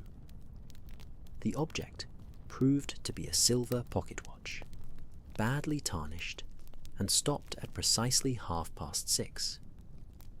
Upon cleaning, an inscription was revealed on the back: to Thomas Aldridge, in appreciation of 30 years of faithful service, from the choristers of St. Paul's Cathedral, June 15th, 1893. The watch is now in my keeping, and I have added it to the Cathedral's collection of historical artifacts, along with a full account of your visit and the circumstances of Thomas Aldridge's manifestation and ultimate departure. Future scholars may make of this what they will, but it shall not be forgotten or dismissed as fancy. I have also taken the liberty of consulting the cemetery records for Kensal Green, and I have confirmed that Thomas Aldridge was indeed interred there on July 6th, 1894. I visited his grave yesterday, which had not been tended in some months, and placed fresh flowers upon it, along with a note explaining that he had been remembered and honoured by strangers who briefly shared his journey toward final peace. Thank you for your handling of this extraordinary matter. The cathedral feels different to me now, not frightening, but deeper, more layered, more alive with the presence of all who have loved and served within its walls. With profound regards, Margaret Havering. I read this letter aloud to Holmes, who listened with his eyes closed, fingers steepled beneath his chin. When I finished, he sat in silence for several minutes before speaking. The watch is a significant detail, he said at last. It suggests that Thomas Aldridge's spirit, unable to pass through the locked door during his months of unconscious haunting, left a physical trace, the one object most associated with his temporal displacement. Finding the watch and having it recognized and honored may have been the final condition necessary for his complete release. Mrs. Havering performed a greater service than she knows by tending his neglected grave. "Do you think he knows?" I asked. "Do you think, wherever he is now, he's aware of these gestures?" Holmes opened his eyes and met my gaze directly. "I think that kindness and remembrance have value independent of whether they are perceived by their intended recipient. We honor the dead not for their sake, but for our own, because it affirms our humanity and our connection to the great chain of existence that links all conscious beings across time. But yes, Watson, in answer to your question, I believe, or at least I hope, that Thomas Aldridge knows he was remembered, honoured, and helped toward his final rest. I find that hope comforting. I nodded, finding that I shared both the hope and the comfort. The winter deepened, snow fell upon London, and the new year of 1895 established itself with all the usual patterns of urban life: cases to be solved, patients to be attended, the reliable rhythms of daily existence. But something had changed in both Holmes and myself, some subtle shift in our understanding of the world's possibilities. We visited St. Paul's several times in the months following our Christmas morning encounter, always during quiet hours, and we would sit in the vast space simply listening to its particular silence. A silence that was not empty, but full, dense with accumulated presence and memory. Holmes claimed he could occasionally hear faint traces of music that seemed to come from no identifiable source. And I confess that I too sometimes perceived sounds and sensations that had no obvious physical origin. The cathedral had revealed itself to be more than mere architecture, more than a container for religious practice. It was, as Aldridge had suggested in his final moments, a place where time itself behaved differently, where past and present interpenetrated, and where consciousness might persist in forms we were only beginning to understand. One afternoon in March, as pale spring sunlight filtered through the cathedral's windows, creating pools of coloured light on the ancient floor, Holmes turned to me and said, "Watson, do you remember what Aldridge said about the cathedral being a place where all moments exist simultaneously?" "I do," I replied. "It was part of his revelation during that extraordinary vision." "I believe he was correct," Holmes said quietly. "And I believe that places like this, ancient, beloved, saturated with human emotion and attention across centuries, serve as bridges between the world we know and dimensions of reality we typically can't perceive. They are precious beyond measure, not just as cultural monuments, but as portals to deeper truth about existence, consciousness, and the nature of time itself." We sat in companionable silence, two living men in a space that contained countless others, visible and invisible, past and present and perhaps future, all existing in that eternal now that transcends our ordinary linear experience of temporality. As we rose to leave, I paused at the western door and looked back at the soaring space, the massive columns, the distant dome barely visible in the height. For just a moment, I thought I saw a figure in the shadows, a middle-aged man in slightly old-fashioned attire, moving through the space with purpose and peace. I blinked, and the figure was gone, if it had ever been there at all. "Did you see?" I began, but Holmes interrupted with a gentle smile. "I saw something," he confirmed. "Or perhaps I saw nothing. Does it matter? We know now what we did not know before, that this world contains more than our daily experience reveals, that love and devotion can transcend even death, and that certain places hold memories in ways that make them available to those who know how to listen.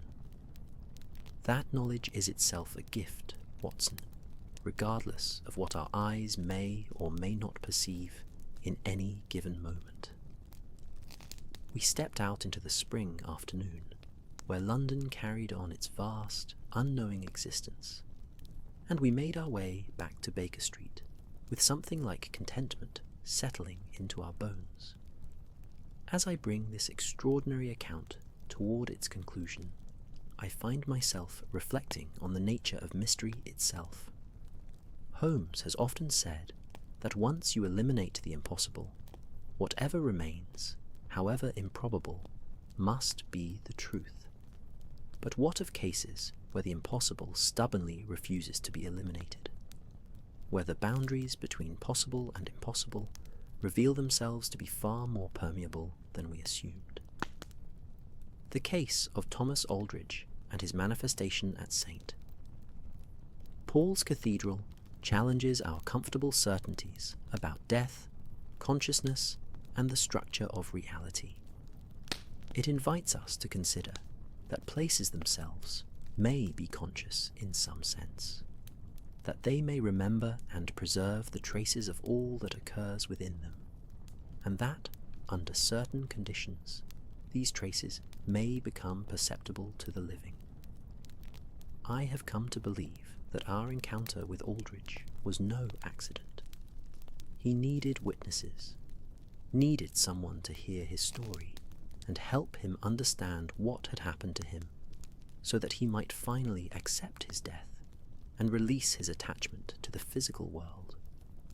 And perhaps we needed him as well, needed to be reminded that reality is stranger and more wonderful than our daily routines suggest, that mystery persists at the heart of existence, and that science and reason need not exclude wonder or the possibility of continuation beyond physical death.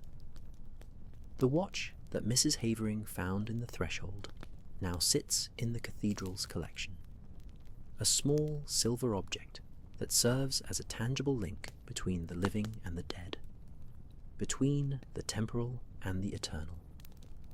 Future visitors to St. Paul's will perhaps see it in its display case, read the inscription, and wonder about the man who carried it for decades. They will not know the full story, but they will encounter the mystery, and that is perhaps enough. Holmes maintains his detailed files on temporal phenomena, adding to them whenever we encounter cases that involve unusual experiences of time or consciousness.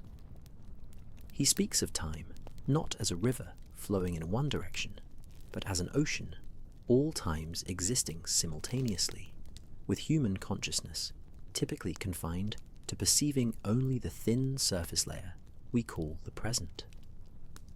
But in certain places, under certain conditions, we might dive deeper, might encounter other temporal layers, might touch the eternal that underlies our fleeting sequential experience.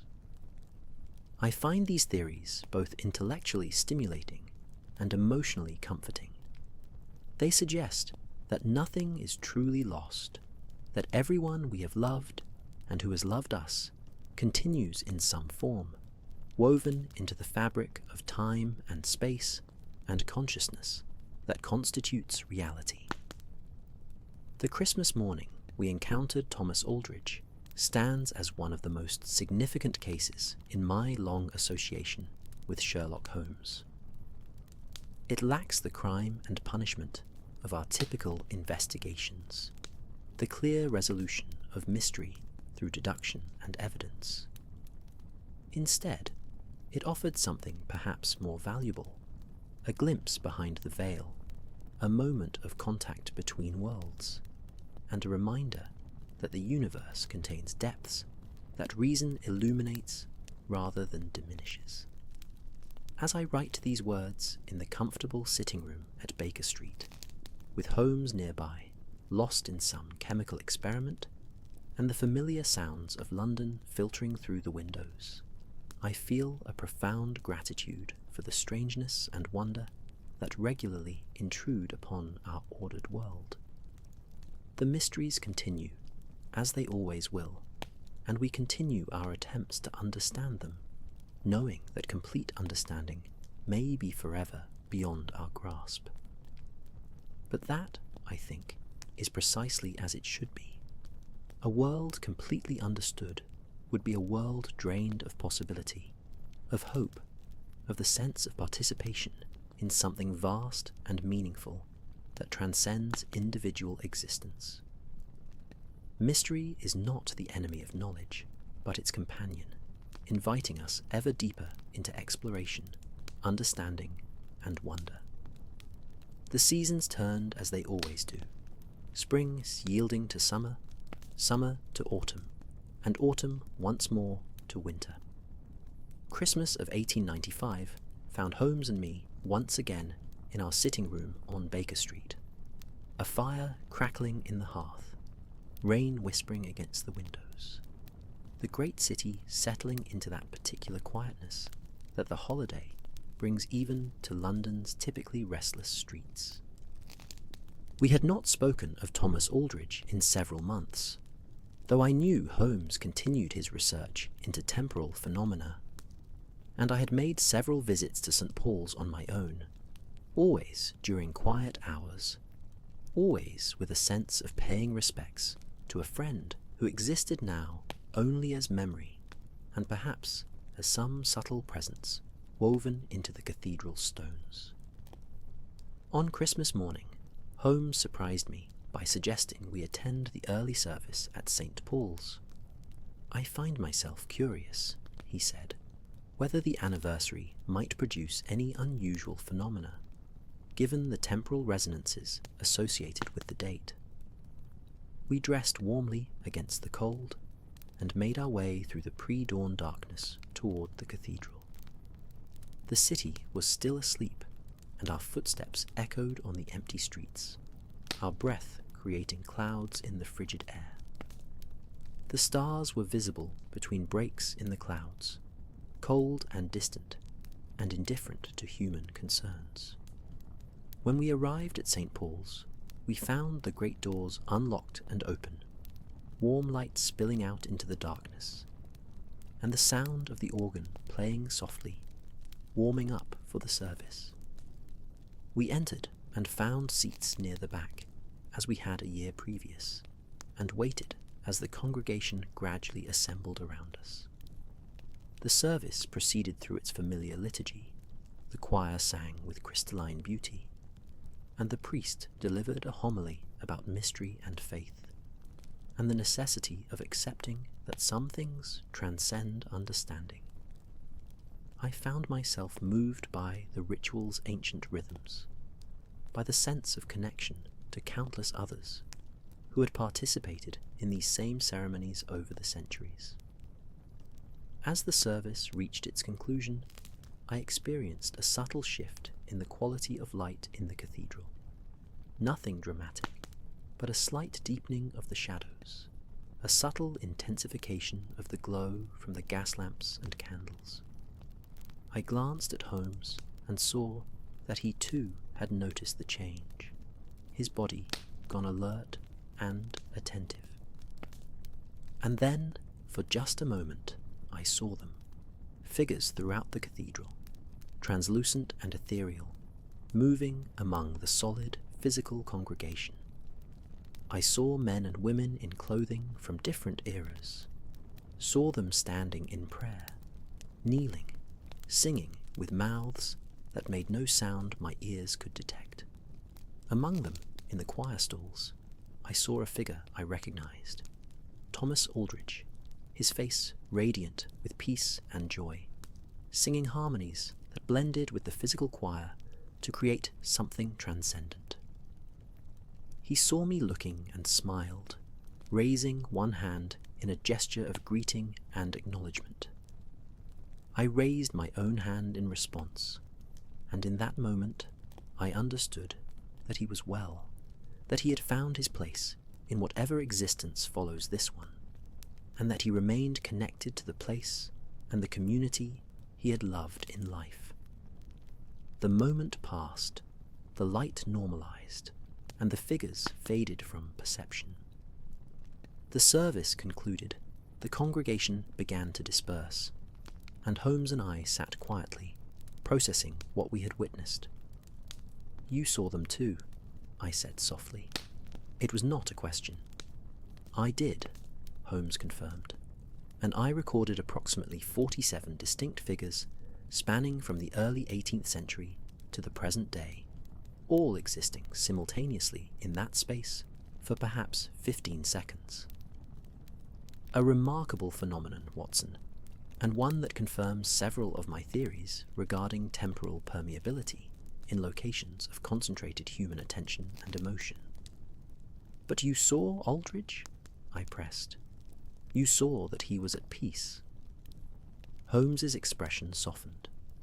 I saw him, Watson, and yes, he appeared to be at peace, integrated into the community of spirits, or temporal echoes, or whatever we choose to call them, that inhabit this sacred space. He recognized us, acknowledged us, and in that acknowledgement, I perceived gratitude. He thanked us, in his way, for helping him a year ago to understand what had happened to him and to accept his death. That thanks is perhaps the most precious payment any detective could receive for his services. We sat in silence for several more minutes, then rose and made our way out of the cathedral into the now brightening Christmas morning. The clouds had parted, and pale sunlight was beginning to illuminate the city, creating long shadows and highlighting the frost that glittered on every surface. As we walked back toward Baker Street, Holmes spoke musingly. There are mysteries we solve, Watson, and there are mysteries we merely witness and accept. The Aldridge case was ultimately the latter. We did not solve it in any conventional sense. We simply accompanied a lost soul on his journey toward understanding and acceptance, and in doing so, we ourselves were changed. We learned that reality is deeper than we knew, that death is not necessarily ending, and that certain places contain within them all the times they have experienced, accessible under the right conditions. These are valuable lessons, worth far more than the satisfaction of catching a criminal or recovering stolen property. I find myself wondering, I said, how many other people throughout London, throughout the world, are experiencing similar phenomena without understanding what they're seeing, or dismissing their experiences as imagination or hallucination. How many ghosts are simply souls who cannot accept their death, continuing to follow the patterns of their lives until something or someone helps them understand and release? Quite a few, I suspect, Holmes replied. And perhaps that should be part of our work as well, to attend to these cases when they arise, to serve as bridges between the living and the dead, helping both to understand each other and to find peace. There are worse ways to spend one's time and talents. We arrived back at Baker Street to find Mrs.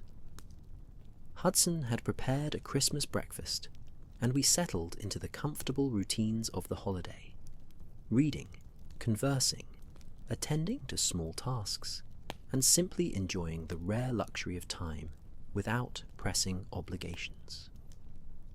As evening fell and we sat by the fire once more, Holmes raised his glass of wine in a toast.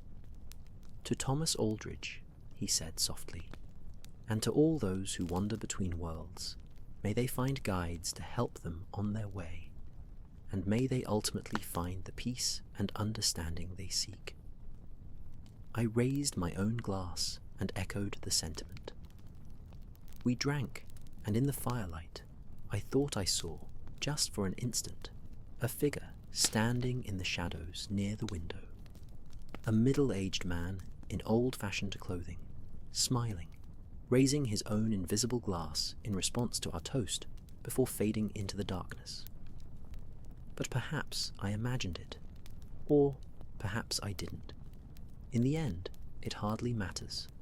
What matters is that we remain open to mystery, that we extend compassion to all beings, whether living or dead, and that we recognize the profound interconnection between all consciousness across time and space. These are the lessons Thomas Aldridge taught us, and they are lessons I carry with me always. Reminders that the world is far stranger and more beautiful than our daily routines suggest, and that death is not ending but transformation, a step into mystery that we all will eventually take. And so we come to the end of this long narrative, dear listener. It is now late evening, and I suspect you have perhaps drifted in and out of sleep during this tale, which is precisely as it should be. Stories like this are meant to accompany you into dreams, to populate your sleeping mind with wonder and mystery, and the comforting reminder that reality is deeper than we know. If you have found some peace in this strange Christmas tale, if it has helped you to relax into sleep, then it has served its purpose. The case of Thomas Aldridge and his manifestation at Saint. Paul's Cathedral represents both an ending and a beginning. The conclusion of his decades of unconscious haunting, and the beginning of his journey into whatever lies beyond physical existence. It also represents a beginning for Holmes and myself, the commencement of a deeper understanding of reality, and a commitment to attend to mysteries that transcend ordinary detective work. The great detective once said to me that the world is full of obvious things that nobody observes. I would add that the world is also full of subtle things, impossible things, beautiful things that exist just beyond the reach of our ordinary perception, waiting to be noticed by those who approach reality with both reason and wonder. St. Paul's Cathedral still stands in London, will stand for centuries yet to come, and within its vast interior, if you listen carefully during the quiet hours, you might hear music that comes from no identifiable source, might see figures moving in the shadows, might sense the accumulated presence of all who have loved and worshipped there across the generations. These are not things to fear, but to appreciate, evidence that love and devotion transcend death, that consciousness persists in ways we are only beginning to understand, and that certain places are truly sacred, not because of doctrine or decree, but because they contain within them the essence of countless human souls who found meaning and connection within their walls. I hope this story has brought you some measure of that same sense of connection, has reminded you that you are part of a great continuity of consciousness spanning past, present, and future, and has offered you a peaceful bridge into sleep and dreams. Before I leave you to your rest, dear listener, I want to ask a small favor. If you have enjoyed this journey into mystery and wonder, if these words have helped you find peace and relaxation, please consider subscribing to this channel so that you might encounter more stories like this one. A simple like would also be appreciated, as it helps others find these tales when they need them. We all need stories, especially stories that remind us that mystery and wonder persist in the world, that death is not ending, and that consciousness, yours, mine, Thomas Aldridge's, and that of countless others, participates in something far greater than individual existence. And now, my dear friend, it is time for me to bid you good night. May your sleep be deep and peaceful. May your dreams be filled with wonder rather than worry. And may you wake refreshed and ready to encounter whatever mysteries tomorrow brings. The rain has stopped outside my window, the fire has burned low to embers, and the city sleeps around us.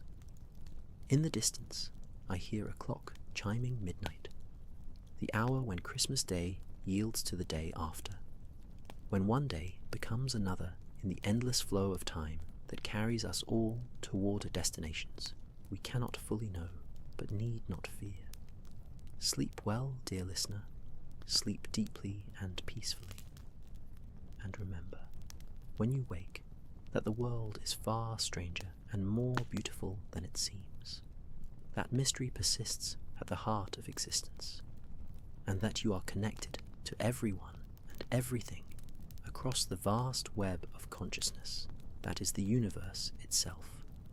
Good night, and may angels and the spirits of the blessed keep watch over your sleep, bringing comfort, peace, and the gentle assurance that all shall be well, and all manner of things shall be well. Good night.